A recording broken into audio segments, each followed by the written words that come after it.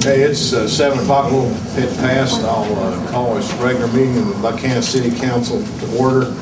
Ask that you join me in a moment of silence, please.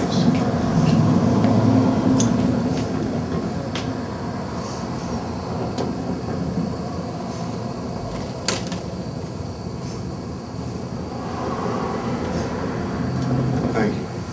We'll respect the flag. I pledge allegiance to the flag of the United States of America and to the republic for which it stands, one nation under God, indivisible, with liberty and justice for all.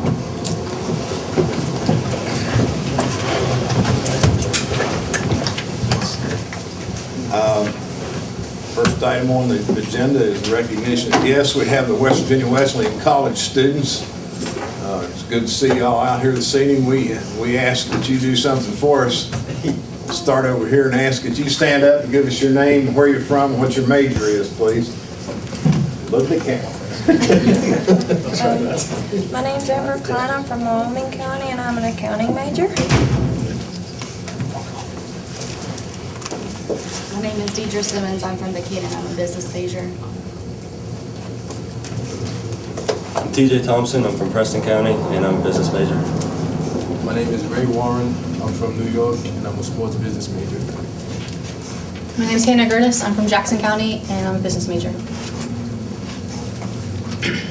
My name is Greg Strader. I'm from Moon Township, Pennsylvania, and my major is business administration. Andrew Arnaz. I'm from Florida and business major.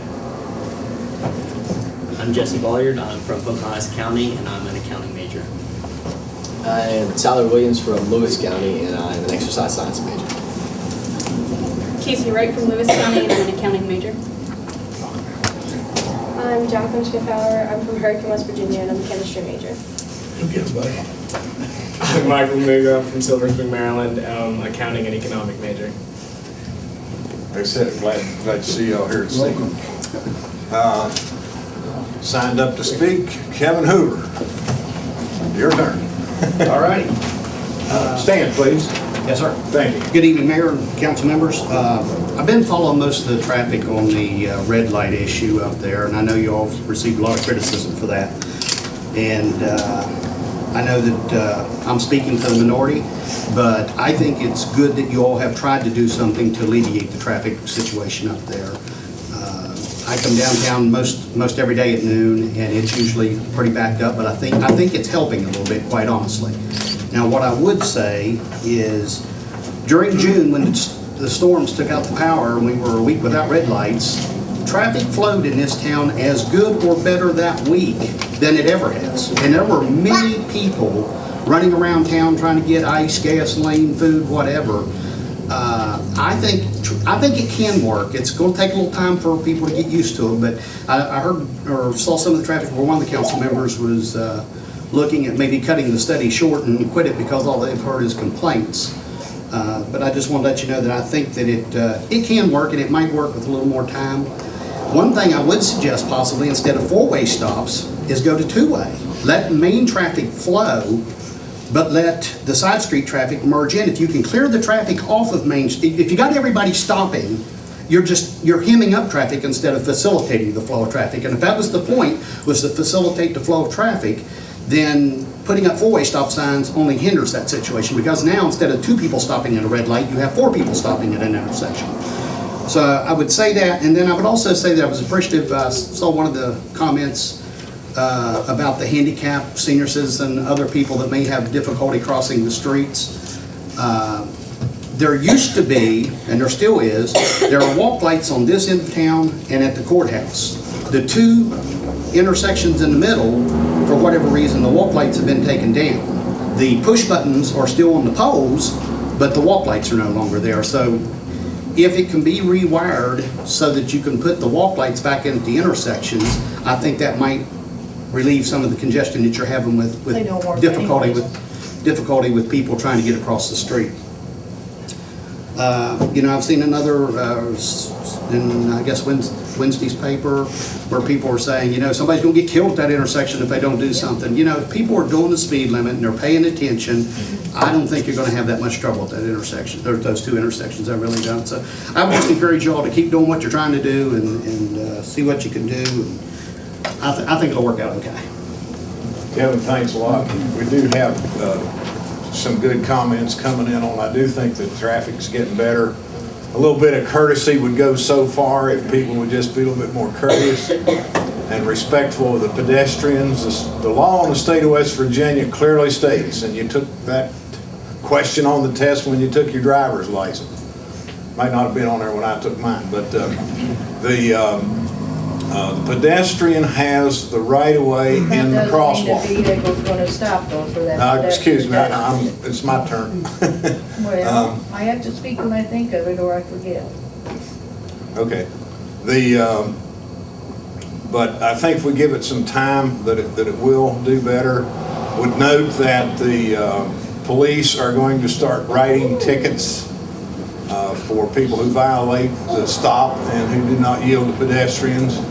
I think the newspaper's got a notice on that, and they're going to start enforcement on it. But Kevin, I appreciate you coming in. Thank you. Jeannie Bundy Parsons. Hello, how are y'all? I'm a new resident here to Buckhannon, to Upshur County, from the Outer Banks, North Carolina. I bought a house here 5 years ago and raised my 2 teenage boys here, very happy. Moved back to North Carolina and recently moved back here. And I moved back here to a very disturbing thing, and that was the disappearance of Luke Stout. It is embarrassing as a resident of this county. He is an endangered missing person, not just a missing person. He is endangered. His life was threatened by the same person that was arrested for murder for hire. I don't think a lot of people know that. I'm very concerned for all the residents that there has not been but one search party for Mr. Luke since his disappearance. Also, there's been no FBI because the county, the police here have turned down their help, and they have also turned down other search and rescue / recovery teams from other counties that would be free to this county. If this was your son, your brother, your grandson, or even your friend, I would think that the county officials and the Buckhannon Police Department, as well as the West Virginia State Police, who also turned down other searches, who didn't want to step on Buckhannon Police's toes. They've just not done anything. And if they have, we as concerned residents of this county, who could happen to my child or your child, what is being done about that? Why have those rescue teams been turned down? That's the answer I think we all want. And as residents, we have the right to protect our children when our lives are threatened. And Luke Stout's life was threatened. And he went missing days before those 3 were arrested for that murder. And as residents and as a concerned parent, I have a 20-year-old child, I have a 21-year-old child, and even though they are adults, they're still my children. So he is an endangered missing person. Can we please have answers to why nothing's been done to help find this young man? That's my concern. Thank you for listening. Next on the list is Ed McDaniels. Mayor, City Council, thank you for the opportunity to talk to you about what I think our community would like to do. Is back in October of 2009 in New York, there was a sign that was put on in the subway that read something like this. It says, the youth in New York saw an advertisement that said, 1 million New Yorkers are good without God. Are you? That started in October of 2009, a get-together of community area churches that would come together once a year to be able to walk with a declaration that God belongs in our city. And it from there has spread throughout the United States from New York. And I saw and witnessed in Ocala, Florida. Someone was from there, I recall. And it was the largest march that I'd ever saw. And I have a copy in the newspaper where it says that 4,000 strong Christians march and say God belongs in Ocala. What I'm asking is that here in Buckhannon on October the 27th at 10 o'clock, starting at the city park and coming down Kanawha Street and coming down Main Street and then coming down to Jawbone Park, that the area churches would be permitted to be able to do that. And that's what I'm asking here for. And I have talked to our mayor about this, and if it would be approved by the council, the shirt that I picked up down in Florida does say God belongs in my town or in my city. It first went to God belonged in our town. That's what we thought. Then I talked to the mayor. He thought it would be God belonged in our community. But then I talked to some others, and others have convinced me that it should read God belongs in our county.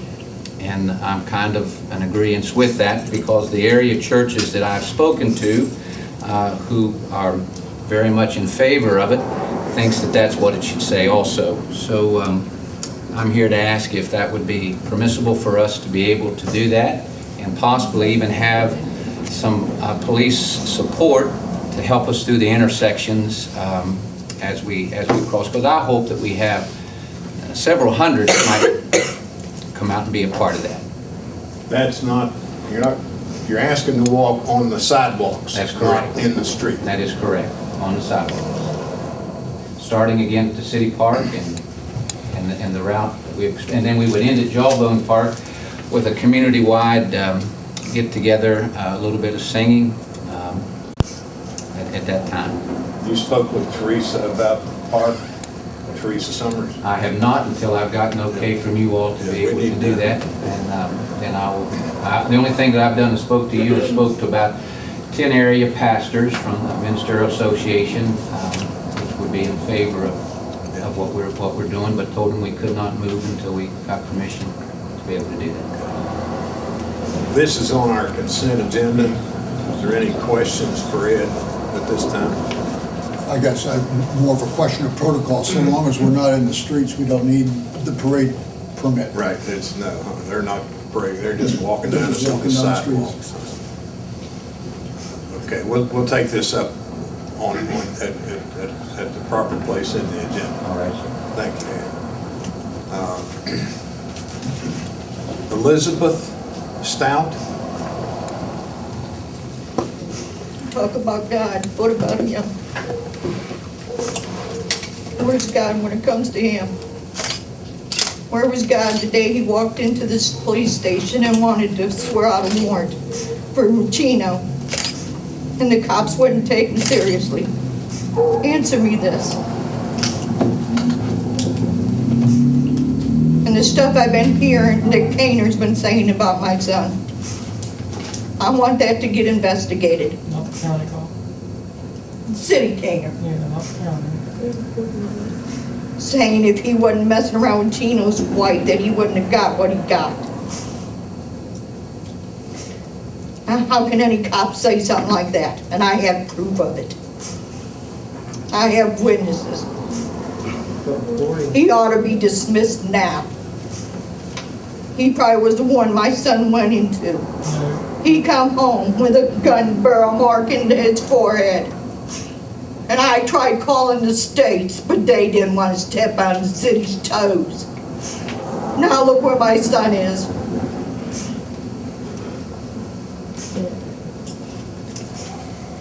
He's got rights just as any of us here. Just as much rights. Why was his statement not took? Why was it not checked into? Answer me. Well, I talked to you on the phone, and You know, your story doesn't match up with what the police have to say. What's the police have to say? Where are they? I tried to tell you, Right now. we're not going to try this thing here in the meeting. If you want to come here. It's the truth. It's the God's honest. I was on the phone when you said. Just one at a time. One at a time. Don't raise your voice to me. One at a time. All right, Kenny. This is what I'm talking about. It's like we're nobody. If you're not somebody in town, you don't have money, you don't count. You're talking about God. Where's God tonight? Where was God with my child the night he walked into the cities? He ran for his life. He got away from that man. Where was it? What was he worth then, huh? What if it was your child? What if it was I told you on the yours? phone. I told you on the phone.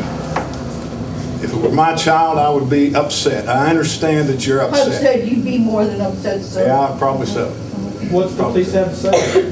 One at a time, please. That's all right. It's gonna be a suit. Don't worry. Are you finished, ma'am? Are you John? No. Have you signed up to speak? Yes, sir. Are you Kenneth? Yep. Okay, good. John's the next one to But he sign can up. go first, that's fine. Okay, fine. My question is to you, what's the police saying then if they don't match? Since you said you know, what are they saying? The police story and your all story don't match up.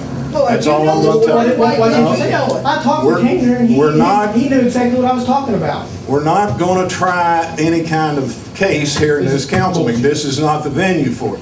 If you want to speak, you have every right to speak. I'm speaking. Yeah, so speak. But I'm not going to answer a bunch of questions because I don't know. I'm not the You police. said you know. You I'm- said you no, know. I didn't say You said I our know. stories didn't match, so apparently you heard their story. Who's going to talk? Elizabeth, if you're finished, we're going to go to the next person, and we're Well, going to you keep said- order. We're going to keep order. What have you heard, sir? We're What going have you to heard? keep order in If you this heard, meeting. how come we can't hear? I'm not going to address it. Yeah, because you know you're all wrong. Now, you gave her permission to come down here so you would address it. You told her to come down here. No, I said she No, could he come was and hoping speak. I'd be here last week when he wasn't gonna be here, Kenny. No, I didn't know I wasn't going to be here. You told her you You wasn't going to told be me here. you weren't going to I was be. on the ship. I'm not going to argue with you, and I'm going to ask you all to leave. Now, I want you to speak. I want you to make your case, make your point, but we're not going to get into a big argument here. We're going to have order in this meeting. And Kenneth, are you finished? No, sir. I'd like for you to tell me what you heard. I'm not going to answer questions. Hearsay is hearsay. That's not for me or you to judge, and I'm not going to get into Well, it. okay, then how come you didn't get back to her after you found out what they supposedly said? You said you was going to. I never said that. Yes, you Yes, you did. did, sir. No, I Yes, didn't. Yes, you most did. certainly did too. John, you want to speak? So you're done with me? Is that what you're saying? You can't tell me to I'm stop. done with you. I have 5 minutes. No. Where's my 5 minutes? No, you have until I say you're finished. Oh, are you God? Yeah. I can sit here and talk all I want. They coming? Yeah. I told you, they're calling the cops. This is bull. Cocksuckers, I'm out of here, John. What you gonna do? Get out. Oh, yeah, here's the officer. You remember when I asked you about my brother? Let's go for him and what was his name, Posey? You knew exactly what I was talking about, didn't you? Out the door, When he please. was trying to give a statement against Chino. You remember? Do you remember that, sir? Be honest. You told me at Walmart, you remember? God's We watch. talked God's to him watch. several times, okay? What? No, you wanted to get dark about ghosts. You never told me about it. Sir, you've been asked to leave. Yeah. This is John, you want to speak? take it all, sir. Yes, I don't give a I just would like everybody to know that this officer here actually, since now that he walked in here, relayed a threat to me from another individual. How is that allowed? I don't How know. could you say that about my And this is son? all on recording. I If he have wasn't everything on sleeping with recording. Chino's wife, he wouldn't have got killed to begin with. When he was asked, how come you guys ain't out looking for Luke, you said it just didn't matter anyways, because he was already, everybody knows he was dead. I've got witnesses, sir. And your I have witnesses witnesses. aren't very reliable. Oh, yeah. Folks, if we're going to have an argument, we're going to take it outside. Yeah. We're going to take it outside. I do have a recording of him relaying a threat to me. I understand. Well, I just thought that should be out and everybody should know that. That's fine. Mariah Moore, Do you want to speak? Yes, sir. My name is Mariah Moore. I'm a resident here in Buckhannon. I think it's disturbing that, that in this town, when you need help, when our tax dollars pay. That's right. For this gentleman here, no disrespect, sir, okay, for his protection, his help, when we call on him, they're supposed to come to our aid, not the other way around, I think it's disturbing that if I would want help from somebody who owns a restaurant here in this town, okay, and he threatened my life for whatever reason, okay, and I asked for protection, and they don't want to take my statement, okay, I find that disturbing. It makes me scared to be able to sleep in my own home. I have a brother who is 18 years old. He recently graduated from high school, and it scares me to know that my brother is in this town, and if something would happen to him and he asked for protection, he wouldn't get the justice he deserves, just like Luke didn't get the justice he deserves. So my question is, what's going to be done about the injustice of when my tax dollars pays for this gentleman's job, and I ask for help and they can't help me? What's going to be done about that? I have a right just like anybody else in here. I do pay my tax dollars. I work, I go to school, I don't cause problems. I don't fight with people. But I think it's unfair and injustice that I have to live in a town where criminals can go around and do as they please and not be treated like anybody else. I can guarantee you that if I threaten someone's life with a gun and point it to their forehead, and they made a statement, if it was Chino that made a statement against me, I guarantee in 10 minutes I would have been hunted down and taken to jail because they would have took that statement. That's all I have to say. Okay. Okay, that's, I think I've given you a fair amount of time, and we've tried to listen to you. And I'm sorry that I can't answer your question. Yeah, I'm sorry that I can't answer your question, but I'm not the police department, and I'm not doing the case. Yeah. And I just wanted to be heard just like anybody. Okay, and you got your. Who's their boss? We're not going to get into Who's this their boss? I'm asking, who's their boss? Well, they work for me, for the city. I'm the mayor, but there's a police You chief. don't think I don't they should do be police work. investigated, sir? And I don't drive the garbage truck, and I don't run the water plant. Leave their duties until this is solved? Ma'am, I'm not going to argue with you. I'm not arguing. Yes, I'm you are. asking you. Yes, you are. I know, I I'm like to speak loud. I'm going to ask you all to be quiet now. You don't have to leave, but you're welcome. It's an open meeting. You're welcome to stay, but we're through with this now, okay? We're through with it. I'll be on the corner come tomorrow, sir. The next item on our agenda is department reports. Mitch? Good evening. A few things to get you caught up. We completed our annual pump test of all of our trucks. Passed that test. The ladder truck's going to have a little work. It kind of struggled with its vacuum test, but it didn't affect the pumping of any, so it did pass. We recently had the ladder truck, had the ladder passed its annual certification. That's been done. That's something that's required every year. It did pass that. It's got, the ladder truck has a problem with the water tank that's leaking a little bit. We're getting that repaired. Next week, hopefully we'll finish up our hose testing. We're going to try next Tuesday to finish that up. We've had an issue about the past month with an odor in a fire station. Just had like a sour mop. Started off kind of mild. Jay came down, we looked to turn the place upside down, looked, and finally we got a consultant to come down.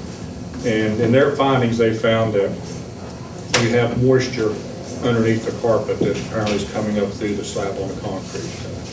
There's some spots on the carpet that they took some samples of to test for mold. Our breathing air, the quality of air in the building is well within health limits. There are no issues with our breathing air whatsoever. So, talk to Michael, bottom line, we've got an issue with our carpet, so we're going to have to come up with some type of, we're going to work on that in the next few days. We've already been kicking around the idea of maybe just taking the carpet up and putting down laminate flooring. When we first built the fire station, that part of the floor in the living area. And this is affecting the carpet throughout the whole area, but we have some areas that are worse than others. We're kind of hesitant to use carpet, number one, for a maintenance issue, but the floors were so uneven, it was going to take so much to do it to prep it for tiles that we went with that. So that's something we're going to have to look at next, in the upcoming weeks. Out of shoe and now make you feel better. The application period has closed for firefighter candidate list. Civil Service Commission met last night as part of their routine. I was at that meeting. They did go over the applicants, and I'm not sure their findings, so I don't want to speak on their behalf. But within the next month, we're going through the physical fitness process and through the testing process, and we hope by mid-November to have this process complete. I believe I understand we had 6 candidates, I believe 6 applications. 6, is that correct, Tim? So, also, going to be approaching council. I've had a brief email with Mr. McCauley. I believe it would be in our best interest, and I'm not saying that we can act it upon this bunch of recruits, but I think that we need to look at some type of residency requirement for our paid firefighters. Most cities do that. It's normally a nautical air mile type of thing. You can find somebody to live in the county. The park maybe there's places that are closer to Lewis County than they are at Rock Cave. So, like council information, we got to talking today. If you have your blessing, we'd like to go ahead and maybe pursue that. I'll be talking today. We'll see maybe if we can help with something. As I understand, Dave, from your email, you felt that would take an ordinance. Is that correct? There's a case arising out of Wheeling. They did it one way, and a lawsuit was filed. It was challenged successfully. They did it another way, and a second lawsuit was filed, and it withstood the judgment of the court. So I'd want to look real closely at what happened in Wheeling. We don't need to reinvent the wheel with this, but I think Wheeling's requirement is that you have to be a resident of Ohio County. I don't know that it's within a certain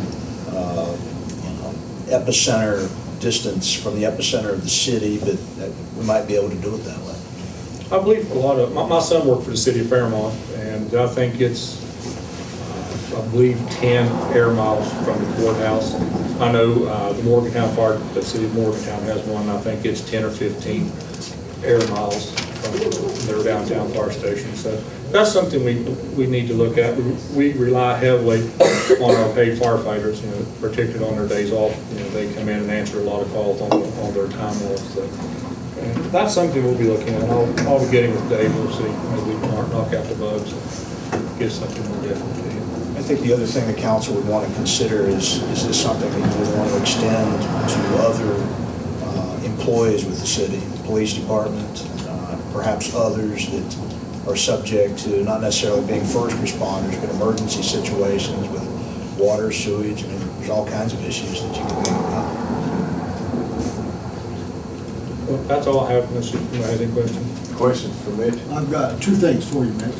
Back in the first part of September, I used my position as in council to influence some lighting issues at the fire department, and I apologize. I overstepped what I shouldn't have been doing. The second thing I want to say to you is real men can wear pink. Thank you very much. We've had a lot of comments. I'll give you the majority of the career firefighters in the state of West Virginia are wearing pink T-shirts while they're on duty in support of breast cancer and cancer awareness. We're doing that. It kind of hits home. We have one of our career firefighters whose mother has been going through a very, very lengthy battle with cancer. So we're doing this for him and for the cause. So I'd like to thank you for that, Scott. Thank you. Back up to Michael. Treasurer. Thank you. You have in front of you the fiscal year 2011-12 general fund balance sheet statement. This is with our accounting entries that have been made to Richard Trent. A couple of things I want you to take note of. The total operation revenues for the year were $3,668,102. The total operational expenditures for the year were $3,446,224. means the excess revenues over expenditures for fiscal year 2011-12 were $221,878. On our assets, we had $1,594,290. Our liabilities were $33,156. We had in our fund balances restricted $37,064, and our unassigned is $1,524,069. Total fund balance was $1,561,134. Are there any questions at this time regarding? If there are none, I will have a first quarter budget report for fiscal year 2012-13 prepared and ready for presentation at the next council meeting. The next few items that I have for new business are three actually items related to the National Guard Armory property and the proposed conference and convention center. First is under annexation. We've been talking about this for several months now. Some pieces of the puzzle finally falling together.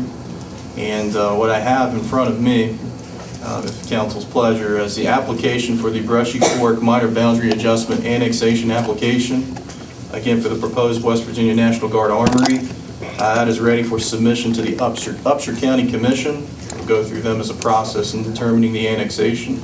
I have a map behind me of that annexation. We'll kind of stand up and do this. This is actually the auto property, the auto disposal property. Through a minor boundary adjustment, we're actually going to go along the Brushy Fork Creek line, if you will.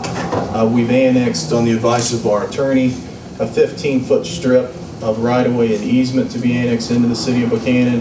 We will continue that along until we get the National Guard property, also property owned by the commission and the development authority.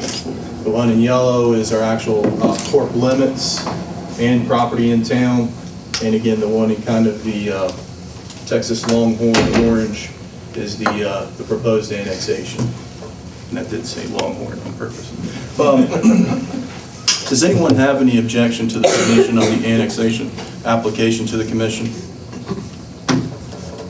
Okay, if not, any I request council authorization for the city administrator to submit the Brushy Fork Minor Boundary Adjustment Annexation application to the Upshur County You, sir, are a Commission. liar. Get the police back here. It's time for y'all to go. I'm going, but I'm just letting everybody know you are a liar, sir. Yeah, I know. I've been called that. I hate to call you as our Buckhannon mayor. Goodbye. It's the truth, guys. Everybody better listen. Wake up. Get ready, Pablo. Let's go. Here, pick me up, take me. Go on. Pick me up, take me. You've caused enough problem here. Let's go. Pick me up, take me. Come on, Mom. Come on, it's all good. We're in trouble. Come on, let's go. Take me. Come on, let's go. Everybody else is leaving. Come on, Mom. No, I'm not going to lose. I entertain a motion to approve the request to proceed with the annexation project. So motion made. Is there a second? And a second. Discussion on the matter. We have talked about this for a long time, so It's just the formal process. Yeah, my process. All in favor of the motion, signify so by saying aye. Opposed, no. The ayes have it. It's my intent to submit that to the Upshur County Commission office tomorrow. Under funding, this is all, again, part of the National Guard Armory Conference Center. We have an opportunity to seek funding through the United States Department of Agriculture for Community Facilities Direct Loan Application. You're interrupting a meeting. The application is with Time the... out. Okay. Let's go to executive session.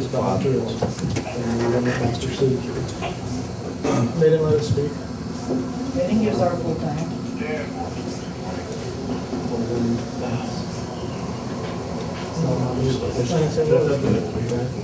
Tell them one more time. Let's go to executive session.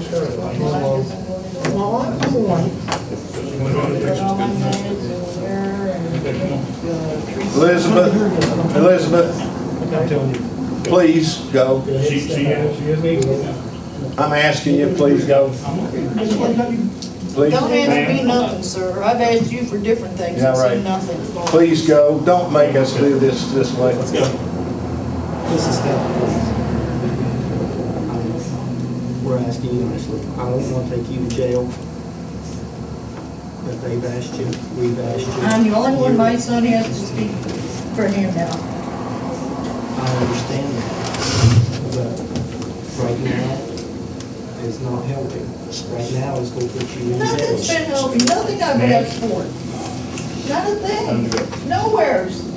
I'm going to take a 10-minute recess. Council will be recessed for 10 minutes. That's what I'm here trying to get out.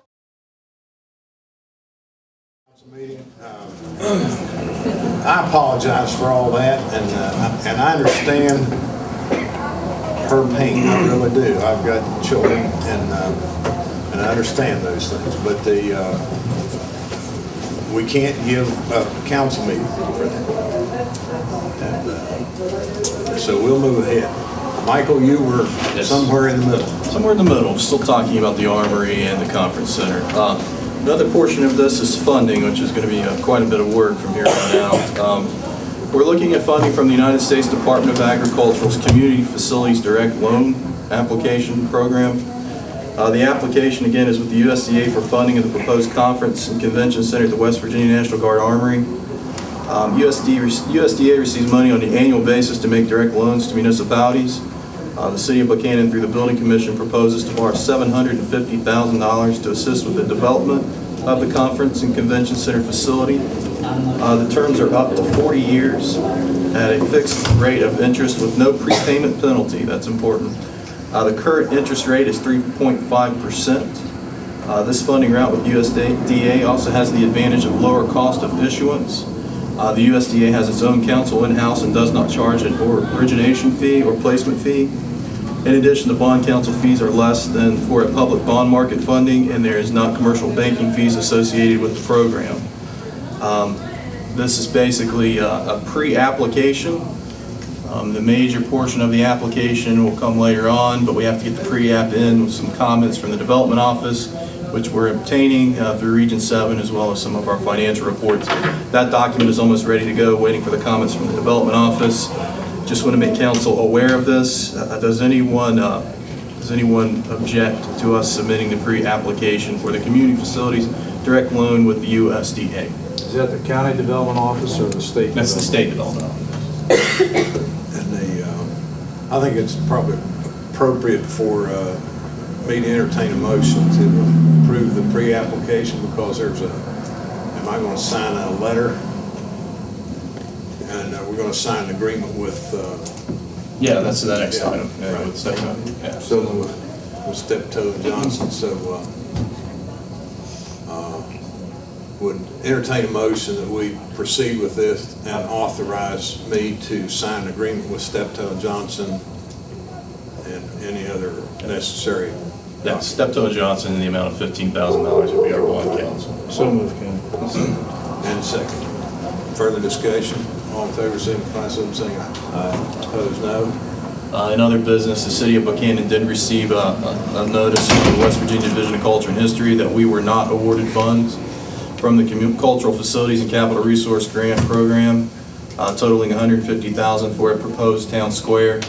We did receive several comments in the grant review that were provided, and we intend to make a future application for the project.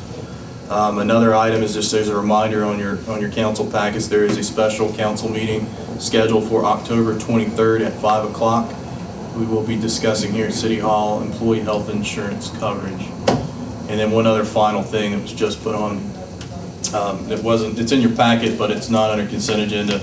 You do have a letter from Mid-State Soccer Club in Buckhannon regarding the use of North Buckhannon's Riverfront Park soccer field for the months of October and November. This typically goes to the Consolidated Public Works, but we received this letter after their meeting, and the next meeting, of course, is not until the end of October, so we've moved this to the council for council consideration of fulfilling this request in Mid-State.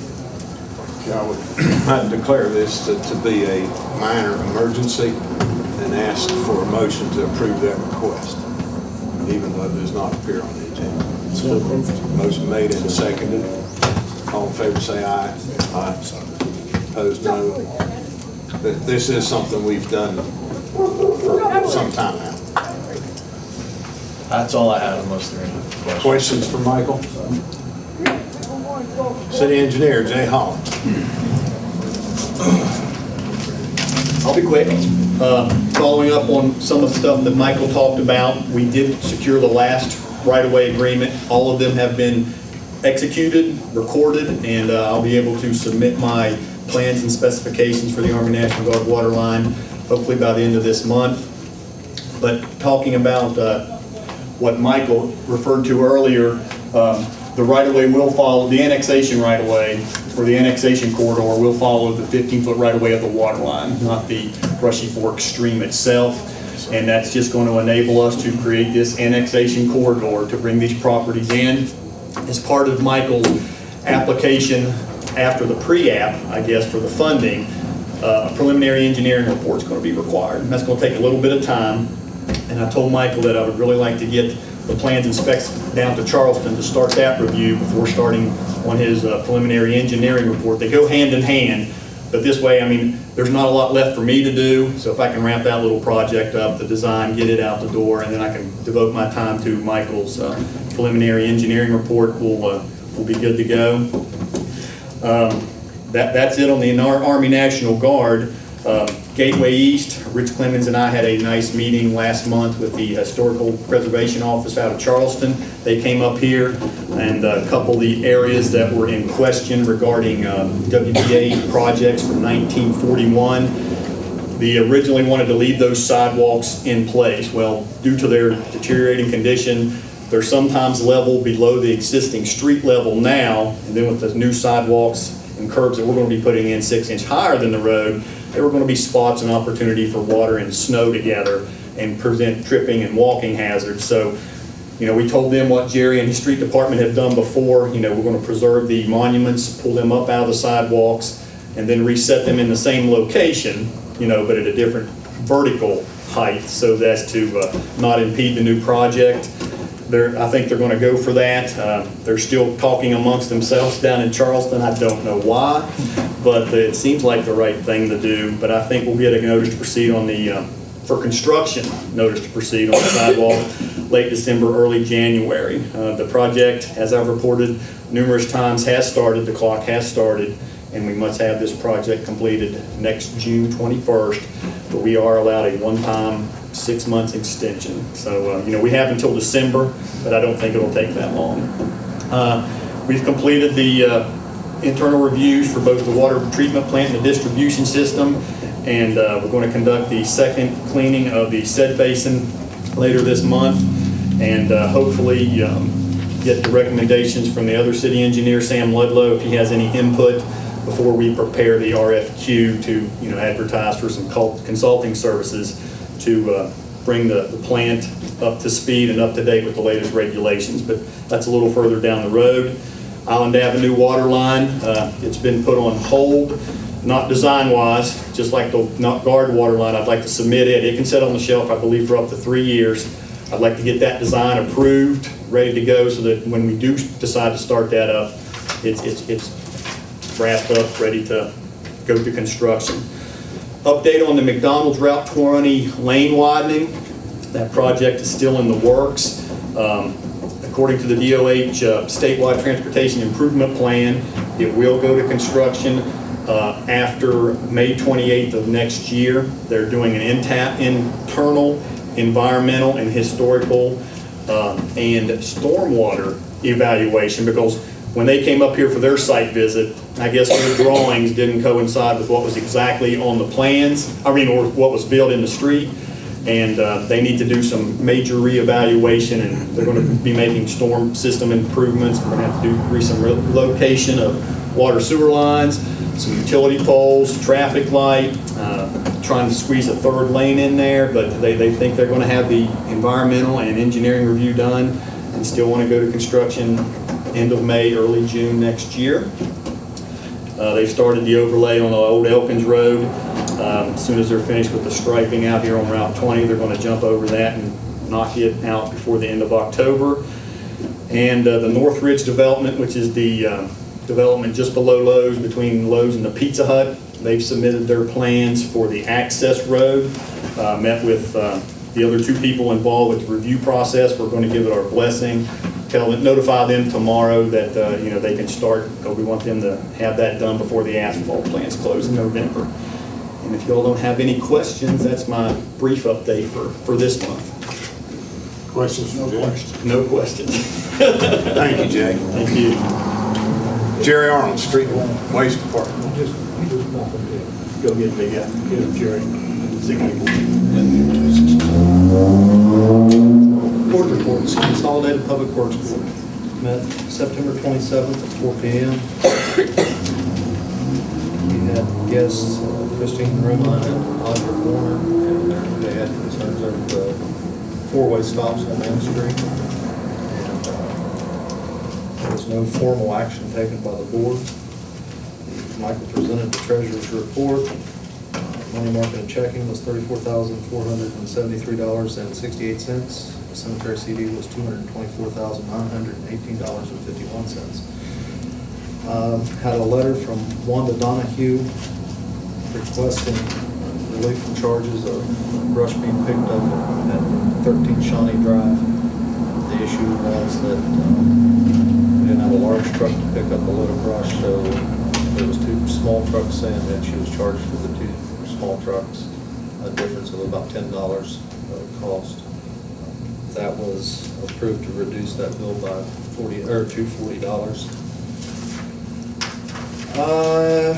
Received information from the Complete Streets, and Michael gave my report for me. I was absent from the meeting, and in my report, which was we're still working on the walk trail, and we are about 95% complete. We're waiting to do some work there.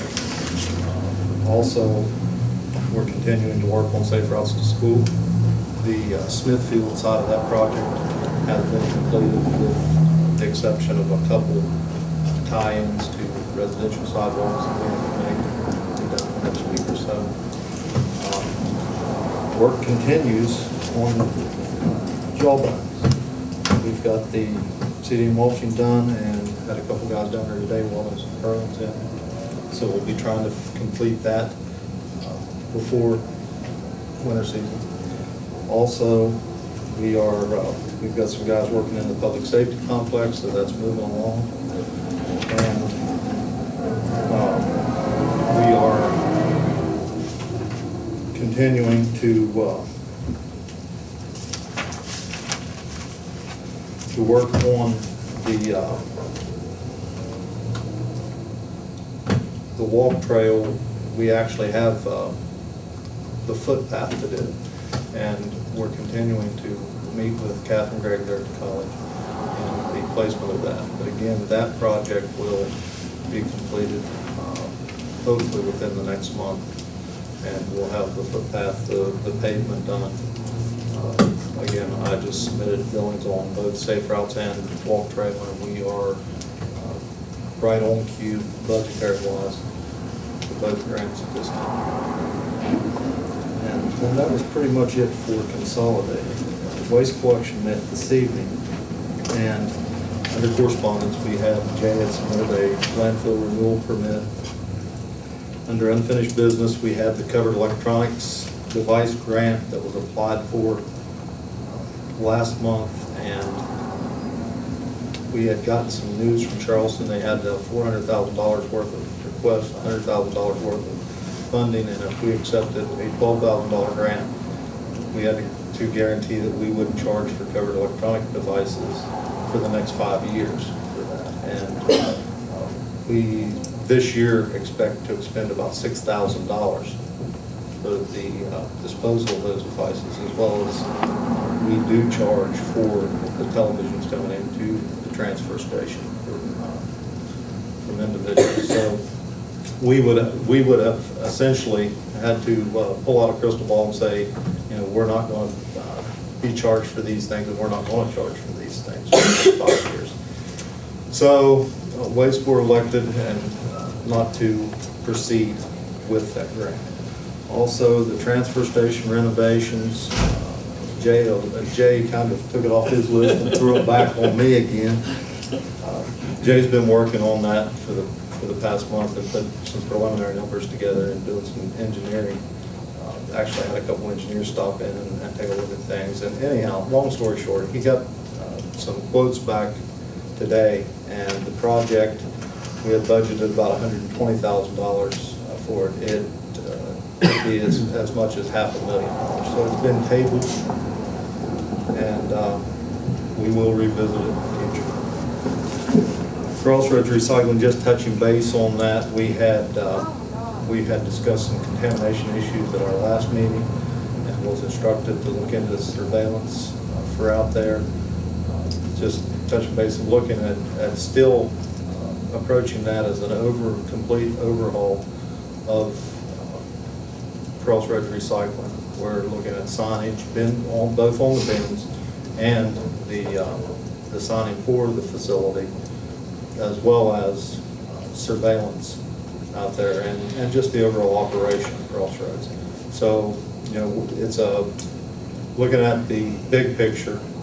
We expect to have some things done prior to spring, but really having the revamp of Crossroads taking place by the month of April, in time for recycling.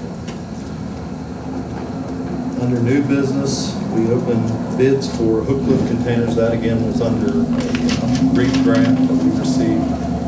The low bid was Buck Fabricating of Pennsylvania. We also opened bids for a new pickup, and that bid was awarded to Jenkins Ford.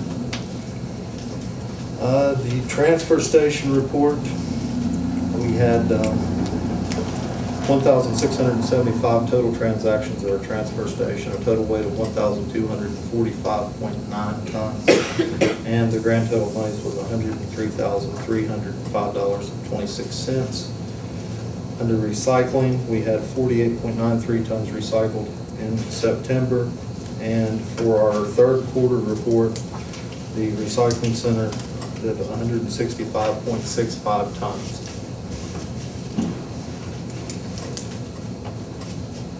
And that was pretty much the summation of waste collection. And that's all I have unless you have questions, Mayor.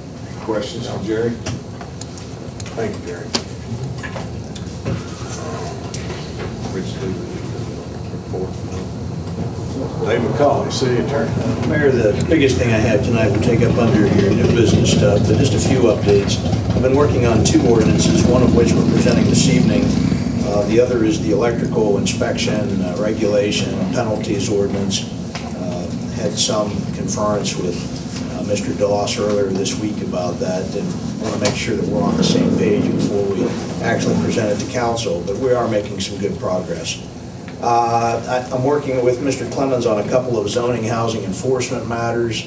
I believe that he has filed a report relative to the 117 Barber Street property that he and I both looked at. As you've learned, there's difficulty in us proceeding because there's no technical violations of any city ordinance. But Rich is still working with the property owner to try to realize some improvement there. Working with Michael and Jay Holland on the Armory project, various facets of that, and several other things that we'll report at the next meeting. I'll wait and read you a very interesting ordinance here in a couple of minutes. Okay. Questions for Dave? You have in your packet there correspondence, proclamation from the governor for General Aviation Appreciation Month, and a thank you from Sunlight. Which brings us to our consent agenda, which is the minutes of the regular meeting September 20th, building and wiring permits, payment of bills, prayer walk, and an appointment of Michael Livesey to the Zoning Board of Appeals. I would entertain a motion to approve the consent agenda. Second? And second. All in favor signify so by saying aye. Aye. Opposed, no. Your few minutes are up, Dave. All right, Mayor. This is really a housekeeping ordinance that in various phases goes all the way back to 1963. So I'm not entirely accountable because I was 5 years old then, but we can blame it on others that preceded me. This is ordinance number 368 of the city of Buckhannon, an ordinance approving the city's conveyance to Patty Jo Weimer of that certain lot, tract, or parcel of land containing approximately 0.48 of an acre, more or less, along the Buckhannon River in partial trade and exchange for that certain lot, tract, or parcel of land containing 2,400 square feet, or approximately 0.055 of an acre, more or less, and various other rights-of-way necessary to facilitate establishment of and access to a city sanitary sewer pump station. All of said real estate being situated in Union District of Upshur County, West Virginia. Let me go through the whereases and then I'll try to give you the lay description of what we're doing here. Whereas in 1986, the city of Buckhannon and Patty Jo Weimer and William W. Weimer, wife and husband, hereinafter referred to as the Weimers, entered into an agreement pursuant to which the city acquired a certain lot, tract, or parcel of land situated along or near the Buckhannon River, upon which would be constructed a sanitary sewer pump station.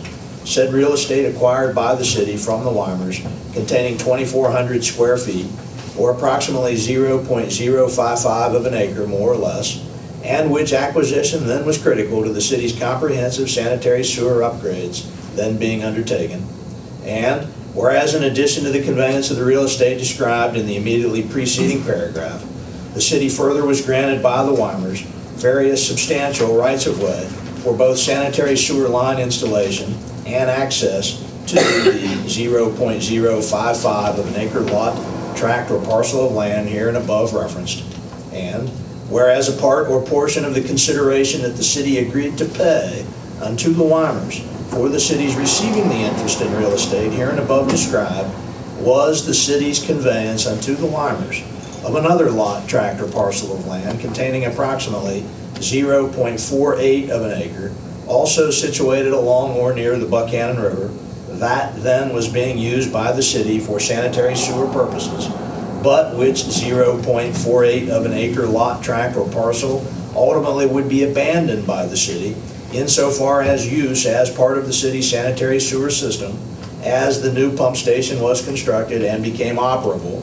And whereas the Weimers in fact granted certain sanitary sewer line rights-of-way or easements unto the city pursuant to that certain right-of-way agreement dated June 4, 1986, appearing of record in the office of the clerk of the County Commission of Upshur County, West Virginia, in Deed Book 330 at page 487, and further conveyed unto the city that certain lot, tract, or parcel of land containing 2,400 square feet, or approximately 0.055 of an acre, more or less, pursuant to that certain deed also dated June 4, 1986, appearing of record in the aforesaid clerk's office in Deed Book 330 at page 494, and whereas despite the city's subsequent cessation of use and abandonment of the aforesaid approximately 0.48 of an acre, more or less, the city inadvertently has not conveyed the subject real estate unto the Weimers, and whereas pursuant to the statutory provisions of Chapter 8, Article 12, Section 18B of the West Virginia Code as amended, the city is specifically authorized and empowered to enter into real estate transactions involving the trade of municipally owned property for the acquisition of new or other property for the city without being required to publicly auction the municipally owned property. And whereas both the council of the city of Buckhannon and the city sanitary board previously determined that the proposed trade of city-owned property for Weimar-owned property was a fair, reasonable, and proper real estate transaction that resulted in the public interest best being served, and in both the city and the public in general realizing valuable benefits from the consummation of the proposed trade of the herein described property with the Weimers.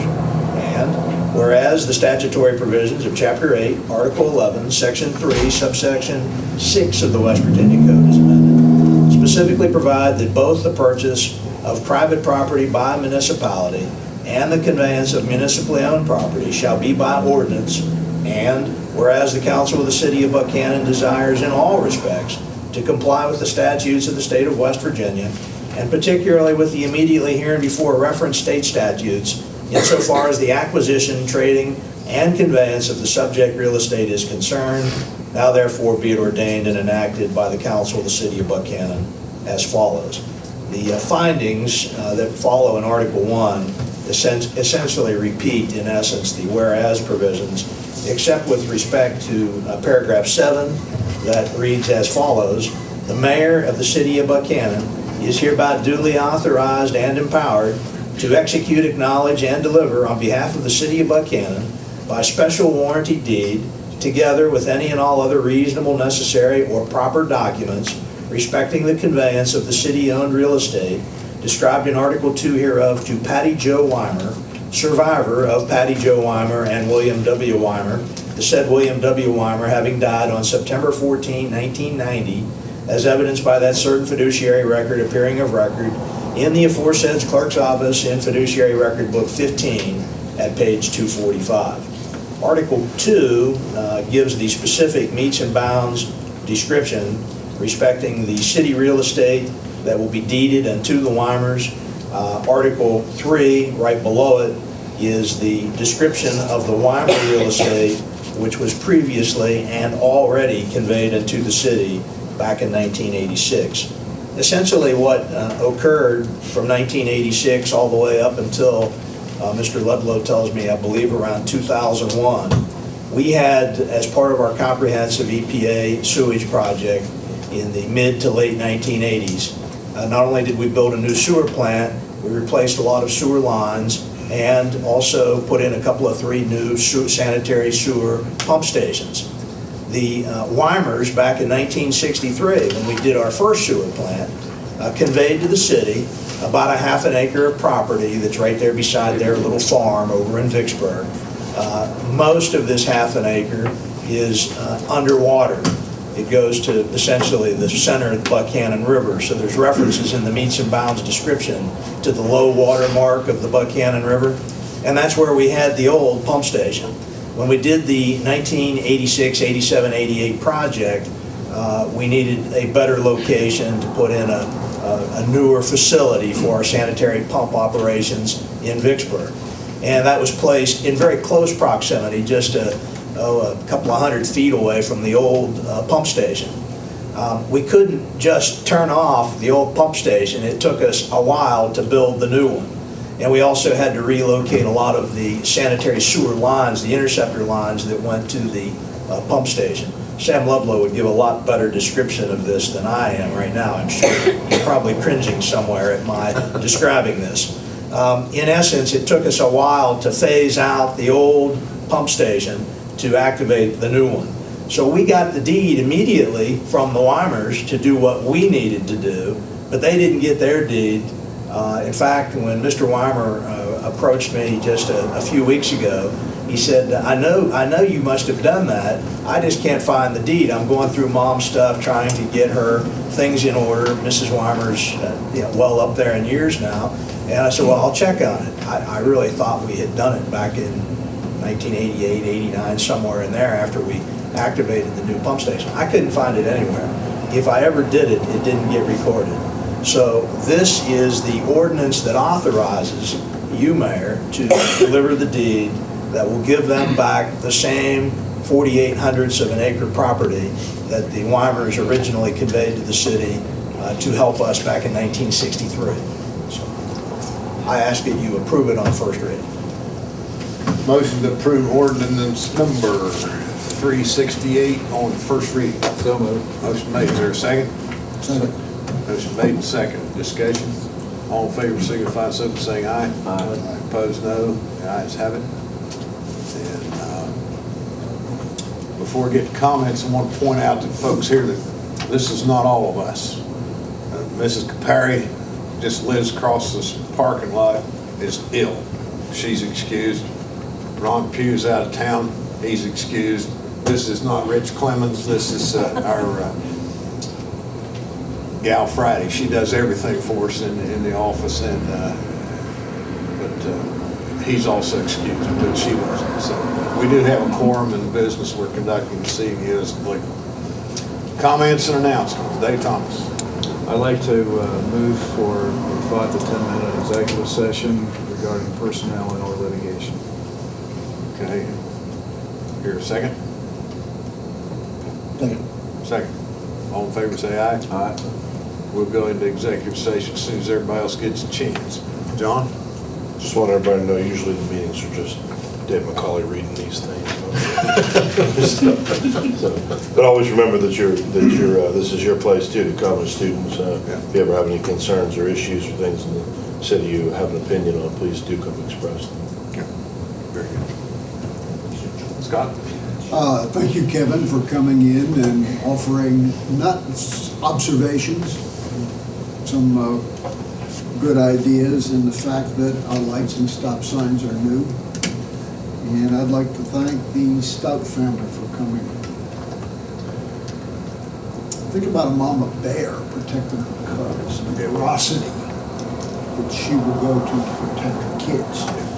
Here's Mrs. Stout out there, whose son's been missing for months. Not a lot in the papers. We don't know what's going on. What little I know about the case is that it's being handled either by state or federal entities. And that while it may have started here in the city of Buckhannon, there's not much we can do. There's no answer we can give the Stout family from this governing body that's going to say, where is their son? Can we mount, I'm a member of the fire department, and several weeks ago, some members of the Stout family came over to the fire department asking the fire department to mount a search. And given 7 or 8 or 10 or 20 excellent and good and strong reasons why that's not possible, didn't want to hear it. Mother bear was protecting her cubs. So I think what you heard tonight was a whole lot of emotion speaking and kind of empathy. Yeah, me too. Andy, you have any comments you would like? She never does, she just sits there to be quiet.